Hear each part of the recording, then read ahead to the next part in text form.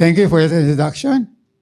I'd like to greet Executive Director Rhea Matute of the Design Center of the Philippines, other officers of the Design Center and Force DTI, and my colleague, co-speaker today, Mr. Paulo Mercado. You know, I always am afraid that I'll go over time. I'll try to control myself because this topic is quite elaborate and very complicated. Culture is one of the most complex phenomena ever. And let's look at our culture from, can I remove this so that I can move a little? No? I don't like to be fixed on a particular place. Anyway, my PowerPoint is visible enough, no? I think. So my title is Upholding Filipino Dignity Through Design. And maybe this is not on. Forward lang po.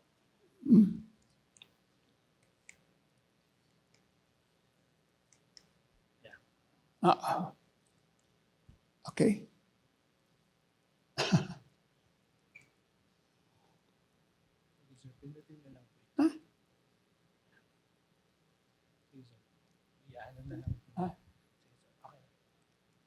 Okay, yeah, thank you. Okay. In Philippine culture, there is an underlying belief in the shared identity of human beings. This is the meaning of kapwa. The other person is also yourself. And this is the core of Filipino psychology, humaneness at the highest level, because it implies a unique moral obligation to treat one another as equal fellow human beings. This is the meaning of kapwa. If you think of the universe as an infinite sun, at the center is God, or the creative living principle, and it's one of us. Bawat isa sa atin is a ray of God. So we all come from the center. That's why we are all one. No? That's the meaning of kapwa. Kapwa means the other person is also yourself. That's why you have to treat the other person as you treat yourself. No? Each one of us is a unique expression of this creative living presence. Bawat isa sa atin ay sinag ng dakilang may likha. So every person is a soul, an individual ray of this infinite source. This induces in the Filipino a deep sense of worth and dignity based on the assumption of oneness with God. Every person is sacred. No? Kapwa is an awareness of the rootedness of each one of us in the one divine essence within. Okay? That's why it implies the golden rule of all the great religions. Treat your neighbor as you treat yourself because your neighbor is also yourself. Unlike pakikisama, let me see. Nagminalo ko ito. Okay. Why does it jump? Okay. Unlike pakikisama, pakikipagkapwa has no negative connotation. Pakikisama is not a Filipino value. Ang napapakalat lang yan na Filipino value, mga commercial enterprises, no? Makisama kayo, bili kayo ng beer na ito. But pakikisama is not really the Filipino value. How can it be a value? Pwede kayo mapasama sa basag ulo, mapasama sa korupsyon. That's not the Filipino value. It's really pakikipagkapwa, no? Pakikipagkapwa has no negative connotation. Ayaw talaga, no?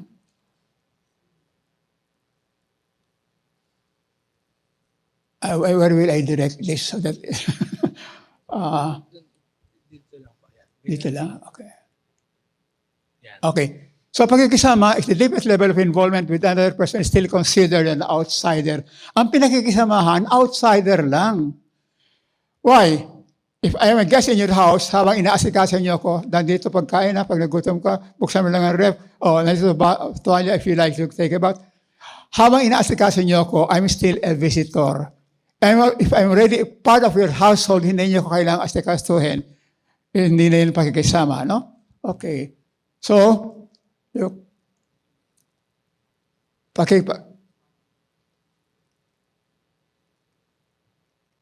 Sir, sabihin nyo na lang po next, tapos O, sige.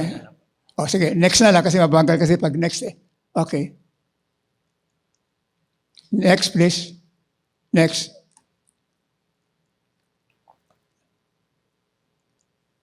Okay.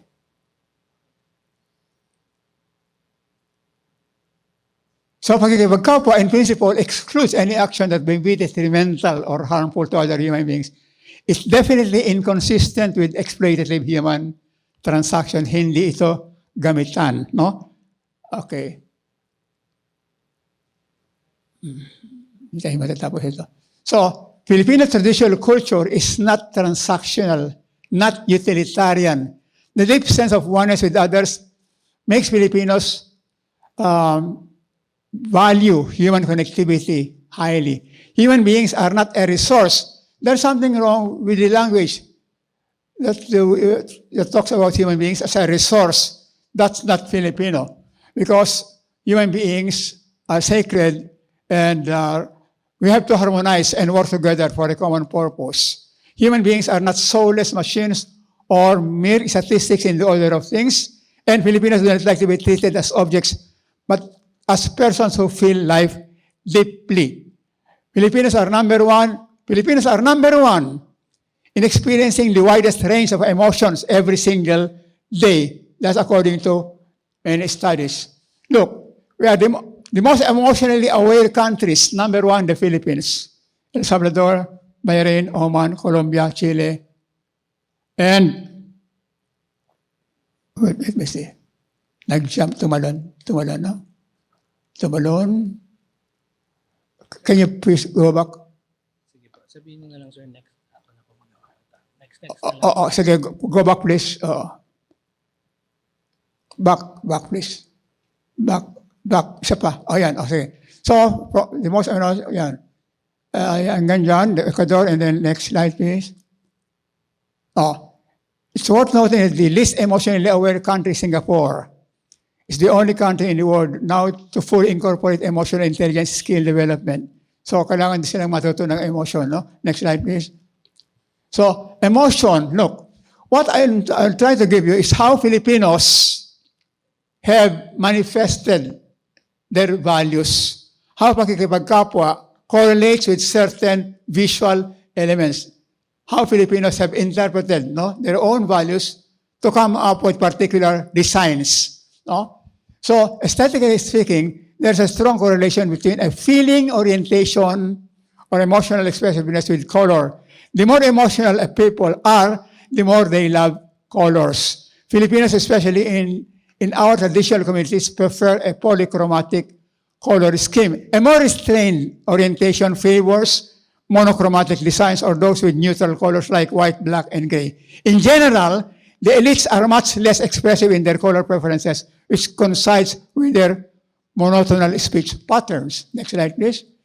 So, typically, generally, if in our traditional cultures, people love color, especially in the rural areas. Next slide, please. Yan. Dahan-dahan lang. Yung una muna, no?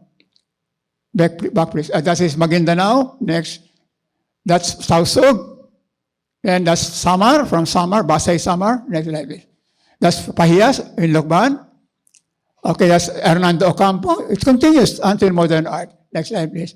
Okay. So Filipinos are highly relational, nurturing, caring, and compassionate people who seek harmony and oneness with us. Kaya nga, we don't treat each other as a resource, but as one with ourselves. So our culture seems to be infused with so much anima, the mother archetype. Next slide, please. Being a most highly relational people in the world, Filipinos love to connect to others and bring people together. We like to share what we have with others. Sharing of being is a social basis of health and happiness. Kapag may pista, pwedeng makikain kahit kaninong bahay na may handa. Uwi ka, may pabalot pa. Pag may nanalo, malamang may balato. In our food culture, according to Claude Tayag, culinary expert Claude Tayag, sabi niya, in our food culture, we have no recipe for a single person. It's always at least something that 10 people can share. Filipinos are hardly eat alone. Pag may kumakain na nag-iisa, naaawa kayo. Ba't ka nag-iisa? Gusto mo samahan kita. Invite a person to your party, how many will come? You invite one, 10 ang darating, isang batalyon na darating. That's why RSVPs are meaningless in our culture. There's always an extra bed kasi palagi may bantay sa mga ospital. And we smile most of the time because that's the easiest way to connect. Next slide, please. We are so eager for social networking. That's why we are texting, Facebook, and selfie capital reward. Bonus makes workers feel part of the family, making them more loyal, honest, and hardworking. Pasalubong is almost a sacred ritual because that's the best way to reconnect after coming home from a distance. That's why lahat na may iuwi mula sa hotel, kinokolekta, pati toilet paper, inuuwi yan. Next slide, please. No? Now, anyway, in spite of the rapid changes our country is going through, a great majority of our people have retained much of our traditional communal, makakapwa, and spiritual values. Note how during the pandemic, so many Filipinos initiated programs to help the poor meet their basic needs, like the community pantries, which mushroomed all throughout the country. Next slide. During time of disaster, bayanihan and volunteer work to save lives and alleviate suffering abound. Pakikipagkapwa, pakikiramdam, malasakit, kagandang loob are very much alive. We should never lose these qualities. So, at their best, Filipinos are a highly nurturing, caring, sharing people with strong maternal orientation, definitely not loners. And we have a genius in interpersonal communication. We are geniuses in interpersonal communication and nurturing, caring attitude. That's why we excel in the service profession or industry. No? Nicely. And we are loving people. Filipinos like to read love stories and watch TV dramas about romance. According to a survey done in 2013, Filipinos came out on top of 136 countries in feeling love. Next slide, please. So, look, now, one correlation. Pakikiramdam is part of kapwa. Knowing through feeling or participatory sensitivity. Pakikiramdam makes the Filipinos especially compassionate, affective, malambing, gentle, and kind. That's why there are many kinds of art that... Next slide, please. Next slide, please. That's why many kinds of art use flowing, mellifluous lines, no? Next slide, please. Filipinos prefer mediation, not confrontation. That's why pahiwatig, pakiusap, pakikibagay-biro are only a few of the orchestral ways of techniques for bridging differences. Because that's pakikipagkapwa. So, next slide, please. That's why we love curves rather than angles, no? Next slide, please. Look, the contemporary expression of that could be this kind of chair, and Filipinos love flowing curvilinears, no? Next slide, please. Pagbibigayan, sharing, interdependence is manifested in avoiding stark contrast and engage in micro-interweaving of colors and other elements resulting in great harmony. Next slide, please. The one at the left is very Western. What do the Filipinos do, especially in the province, especially in traditional culture? They break up the colors into small parts and put them together in micro positioning so that the red and the green become harmonious. This is what we do. We chop up the different colors in many small parts and distribute them in a micro-harmonic way. That's what we do. Next slide, please. So, we love to touch because touching is one of the most effective way to connect to people. Wala nakakaligtas dyan sa mga palengke. Nako, malalamog na sa kahihipo yung mga gulay ko. So we love tactile shapes. We love anything that is inviting the touch, as ancient as before. Next slide, please. This comes from 200 BC. Look, even before the Spaniards came, we already loved tactile things. And this is one way to interest Filipinos. We don't like museums where there is a warning, look only. We don't like that. We love to touch. We love to ride on things. We love to join the event. We love to participate. So a museum has to be interactive. That's what the Filipinos like. Next slide, please. Look, that's why this is a fugao basket with a rich texture. Filipinos like that very much. Next slide, please. And empathy is much weakened by our westernized education. Filipinos have been through our westernized educational system, which includes the elite, bureaucrats, upper and middle classes, and much of the lower middle class, may not manifest much of the kagandahang loob, pakikiramdam, and the pakikipagkapwa. They become individualists. That's the result of academic education, which is very, very Western. Next slide, please. So, Filipinos are not individualistic. This is very important. That's why I'll read it carefully. We are personalistic, not individualistic. When you hire a termite exterminator to cure your house of this pest, you agree to certain terms with him. You may both sign a contract which binds the two of you to its terms. The relationship here is purely functional between two individuals. One a layman, the other a specialist. Once the job is done, you are satisfied. You pay the termite exterminator. No further transactions are needed. This is an official, impersonal, even legal relationship, like all relationships in the bureaucracy and big business. What if this termite expert becomes your neighbor? Unless he is a very private person, you'll get to know his family, his interests, story of his life, vices and virtues, jokes, and even his emotional ups and downs. This is the kind of connection cherished by many Filipinos. Holistic, informal, deep, lasting, and promotes oneness with the community. That is personalism. Filipinos are personalistic people, not individualistic. Next slide, please. So, we like to experience the wholeness of life. We like to know a person wholly. Next slide, please. We don't like a partial, fragmented view of life. Next slide. We respond to life synergistically. Next slide, please. A Filipino is not happy just knowing another person's name. We would also like to inquire about his work, hometown, relatives, marital status, even his salary. Tatanungin lahat yan. Kailangan makonect tayo completely as a whole person. Next slide. So, we are personalistic. We connect to each other with our whole being. Those communal, inclusive, interdependent. Happiness is being one with others, where blessings are shared.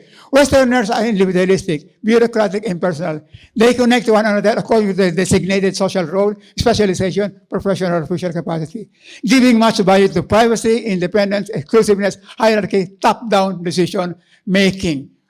That's the opposite of who we are. We are participatory, inclusive. Next slide, please.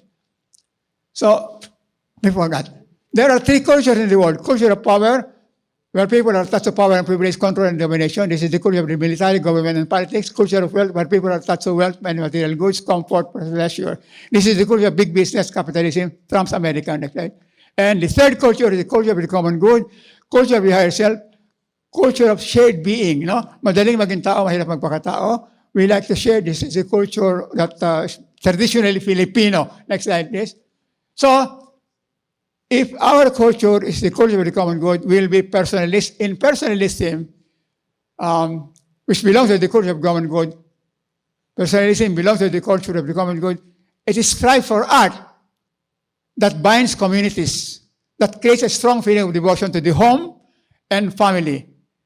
Seen in its painstaking attention to detail and ornament. In other words, homey art with so much attention to detail. It's very, very Filipino in orientation, no? Like this. This one is not. This one is Russian. I'm just showing the equivalent in Russia. Next slide, please. Next slide, please. Next slide, please. A babushka dolls. That's the Russian. And this is Filipino. So much detail. Just to show that there's devotion. It's really for the home. You cannot have this much devotion if you are creating just for business, no? This is paete, no? All of these are paete. Next slide, please. And this one is also in paete. The counterpart, next slide, please. Yeah, the counterpart in our contemporary life would be this Kenneth Covenant chair. This is also very homey in character. Next slide, please. Yes, this one. And also another one could be, and the Covenant, this is very homey in character. It shows devotion to the family. Next slide, please. Or this one of Kenneth Covenant also, this very rattan bed. In other words, this is Filipino, very Filipino, because it's the homey quality and it uses native materials. Next slide, please. Yes, Kenneth Covenant bed. Next slide, please. Okay. In the culture of power is obsessed with domination, control, and manipulation. The delusion of control over everything eliminates decorations. This is not Filipino. A good example is found in modern banks, insurances, and military buildings, where all such details are found together, square buildings with square windows. The least amount of variation and the maximum amount of uniformity. That's not Filipino. No? Wala man lang expression of personality. There's a desire for what? Stability. So it's important to know that the core principles of Philippine ethnicity are built upon the culture of the common good rather than the culture of power or the culture of wealth. That's why relationships are more important for most Filipinos than economic power. Next slide, please. We do not fragment human beings and natural images. Why? Because we connect with the whole. We don't connect with one part only. Hindi gamitan yan. No? with the Filipinos' deep sense of worth and dignity, believing that every person is sacred and that everything in nature is alive, we do not fragment their images. The attitude is one of harmony with all of creation. We treat one another holistically as a multi-level being, physical, emotional, mental, and spiritual. We do not fragment human and natural images. The kind of abstraction we make does not isolate one or more parts of the anatomy. We do not dislocate and rearrange parts, as in Picasso's analytical and synthetic cubism. Next slide, please. Ayan, look. Manansala's work. Manansala was a student of Braque and Picasso, but he does not fragment the human being. Next slide, please. Picasso. Manansala, walang fragmentation. Picasso. Manansala. Picasso. Manansala. Picasso, Manansala, and this is the most abstract. This is the most abstract of Manansala, but still no dislocation and fragmentation. Next slide, please. Look, this Picasso portrait of a young girl. We don't do this. We preserve the sacredness of the human being. Next slide, please. And the highest kind of abstraction we make in our traditional culture, the highest kind of abstraction we make is stylization. What is stylization? That is abstraction, is preserve the wholeness. Look, you can see, no? The moon, the snake there. Now you get the essence. It's still the whole, but simplified. Stylization does not fragment. It captures the spirit or essence of a thing. That's the kind of abstraction that we make. This is Kalinga. This is one used by Wang Od, no? And other Kalingas in the north. Stylization rather than what? Fragmentation. Next slide, please. Yan. Stylization. Look at these stylizations. Stylization, together with our highly rhythmic designs, basically affirm Filipino hope, full of optimism, existential joy, and harmony with life. This one, look at the human beings there, stylized, no? Dancing people, dancing man. And at the center is, the left is from Abba, the one at the center is Ilocano Abel, and this is the design of whirlwind, Cosikos. The one at the right is the Tree of Life by Titao Sug. Abstract, but stylized and not fragmented, no? Next slide, please. Okay, so the culture of the common good is built upon trust and openness. We are open people, and the Philippine is highly accessible and accommodating. This quality of character manifests in transparency or openness in art. People who are open and accommodating would love transparency in art. And it's not surprising that transparency in Cubism was introduced to the world. It was a Filipino, Vicente Manansala, who introduced transparent Cubism to the world. Next slide, please. Because the Cubism of Braque and Picasso, Braque, this is Braque, and Picasso, girl looking into the mirror. Imagine, girl looking into the mirror pero opaque pa rin, hindi pa rin transparent. Now, the Cubism of Braque and Picasso is opaque, but Filipino Cubism, next slide please, is transparent. In other words, we introduced to the world transparent Cubism because Filipino psychology values openness, and openness is translated into visual arts in what? Transparency. Next slide, please. Another transparency is native to the Philippines, with piña, barong, hoses, sinamay are all more or less translucent or transparent. Next slide, please. Our houses are basically open, no? And you can, sometimes you don't know which is the interior and which is the exterior. There's impenetrability of exterior and interior, very transparent, like this one. This is not Spanish. We make a mistake if we think that this is Spanish. The only thing that is European here, is the furniture and the chandelier. But the design of the house is very Filipino. Wide open windows. You cannot say wide open windows in a temperate zone. Pagdating ng winter, lagot kayo pag ganyan kalalaki mga bintana ninyo. Impossible ito sa Europe. With wide open windows, that can only be Filipino. No? Next slide, please. Look at this. Wide open window, wide windows, no? Ito ang mga totoong, these are the authentic Spanish houses. With very small windows, without awnings, who have no overhangs. The houses are made of stone all throughout. Ito mga talagang Spanish houses. Next slide, please. Yan. no ventanilla, made of stone or wood, Spanish houses. This is Filipino. There's nothing Spanish here. Ang mga Pilipino, akala nila Kastila ito. No, this is Filipino. Next slide, please. This is Spanish. And this is Filipino with windows all around. Next slide, please. And we love transparency even in modern art. Next slide, please. Orlina. And we have a demand for transparency even in politics. We think that people who are opaque, secretive, aloof, are suspect, no? And next slide, please. So how do we identify ourselves as people? We are people who are highly skilled. We are people who are highly skilled in creating situations, activities, or things that bring people together. We are number one in the world in this skill, bringing people together. Since we love to connect with people, then we enjoy and excel in making things. Hindi pa tapos na. Since we love to connect the people, then we enjoy and excel in making things and activities that connect people. Then we are masters of human connectivity. Being masters of human connectivity, this means we have hundreds of ways. We have hundreds of ways to connect socially. No? Next slide, please. Look at the affixes in our languages. Affixes, no? Mas maraming affixes, mas relational. Ilan ang mabubuo sa English gamit ang pandiwang to eat? How many affixes can you form using the word to eat? 4 lang. Eat, eating, eaten, ate. But in our languages, ganong karami ang anyo ng kain. Next slide, please. Kumakain, napakain, pakikain, palakain. Ikain mo ako, I cannot go to your party. Ikakakain, kagsikain. Next slide, please.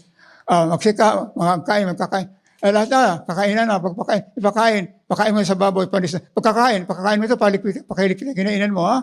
Next slide, please. Pagkainan. Ano ba pinagkakain mo sa makitan tiyan mo? Makakain nga ng luto mo, masarap daw. Mangingain, nangangain ng printer mo, pwede mo na, makain, baka wala ka namin makain bukas, ubos na ang supply. And so on. Pakain naman yan. Pagkakain, pakikain, ang dami-dami yan. In English, there are only 4. It shows you that they're individualists. They don't care about relationships as much as we do. And how do you translate this in architecture, in visual design? Next slide, please. How can design cope up with these countless social interactions, functions, and relations in Philippine culture? The oldest solution is just to have a big central space surrounded by a smaller space in different levels. This is why, because if you come up with a room for every social function, you will end up with a mansion or a palace. Another is transformability of structures. Here are the parts you can transform. Rolling of bamboo floors. The floors made of tight bamboo slats can be rolled to convert the house into a meeting hall. Open layouts. The absence of rigid doom divisions. Allows for flexible use of space. Walls can be added or removed to create different configurations based on changing needs. Next slide, please.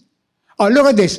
This is the oldest solution. Just a big room, no, where you can do your functions, and there are many levels for sleeping and doing other things. This is in Palawan. Kanya-kanyang, pang magsatrabaho sa pinakamalaking space. An old solution.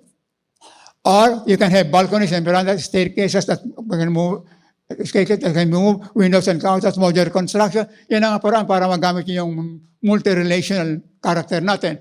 Next slide, please. But in spite of living in rapidly changing times, our genius for human connectivity has remained intact. No? Look, we are very creative in things that bring people together like fiestas. Next slide, please. And art, and dance troops, vocal instrumental performers, theater groups. We are the best choral groups. We have the best choral groups in the world. And we also are very good in bringing people together like beauty pageants and big international events. Next slide, please. So, next slide, please. Pabilik na. The most effective technique that we use to bring people together is multi-significance.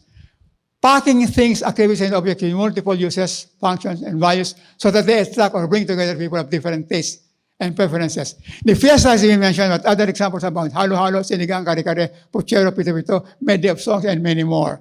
Pinakamagaling tayo yan. Next slide, please.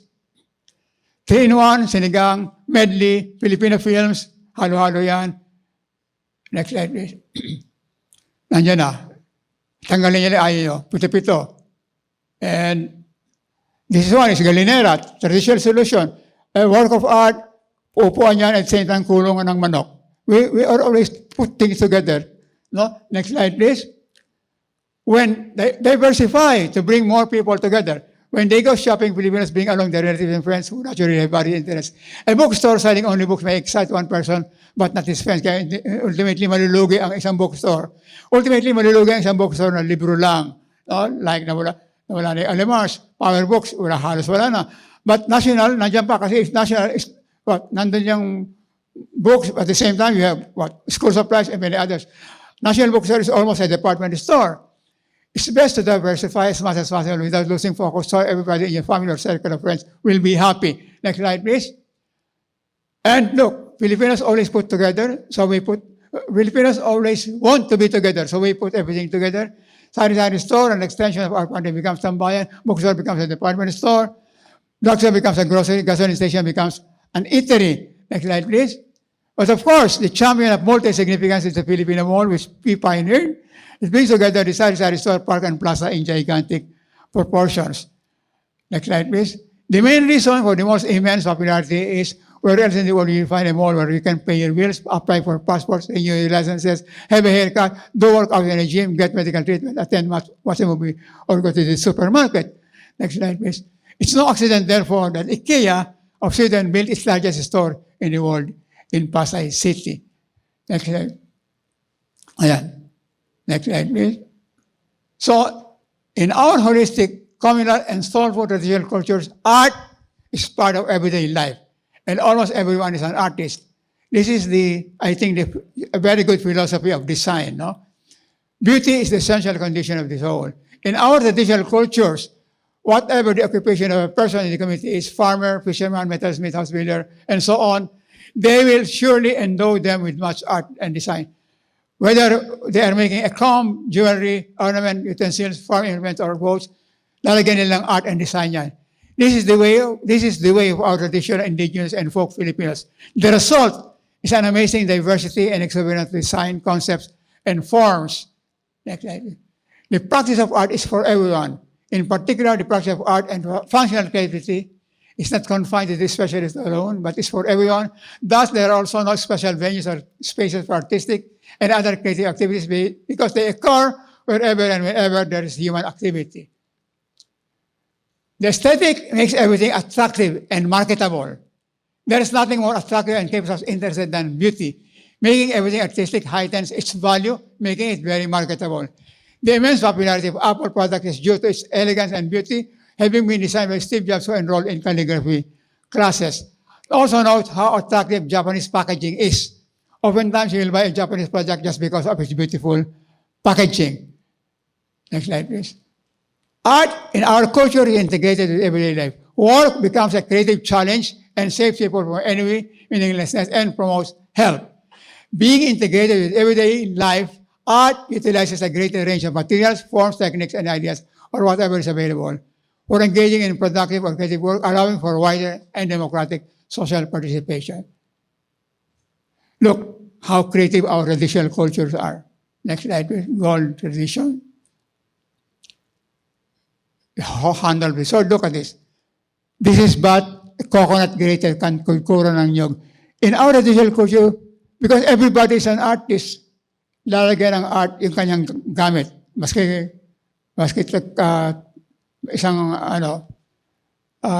magsasaka. A farmer will make his plow artistic. One who grates the coconut will make his coconut grater as artistic as possible. Ito ay coconut grater, pangkain ng nyog, among di Maranao. Next slide, please. This is just a tobacco container. Walang nakakaligtas. Lahat ng bagay sa pang-araw-araw, kasi lahat ay artist. Kung yung gamit nyo, gagawin yung art. Okay? This is very good for them. These are just tobacco containers among the Maranao. Next slide, please. Patungan lang ng kulintang. Next slide, please. Patungan ng kulintang sa ceremony of design. Kulintang. And another kulintang set in the National Museum. Look at the beam ends of the Maranao Torogan. Look at how beautiful they are. Next slide, please. And the dresses, how ornate. Next slide, please. Weaving traditions. Yes, Malong of Maguindanao. The mat.